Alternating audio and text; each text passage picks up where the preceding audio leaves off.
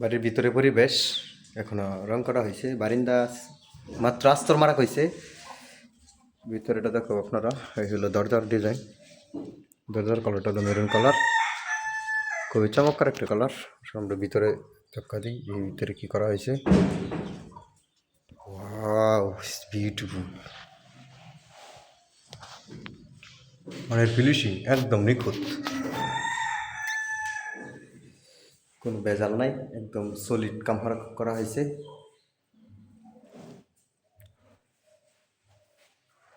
আসলে প্লাস্টিক পেন্টে কাজ করছি, বাইরেওলা দেখে বলতাছে সত্যি তোমরা লাক্সারির মতন কাজ করছো। আসলে কাজটা নিজে সুন্দর বলার চেয়েও অন্যজনে যদি বলে সুন্দর, তাহলে হয়তো মনে হয় সুন্দর হবে। এই সানসেটটা মারবো, আরেকটা কালার, মারবো।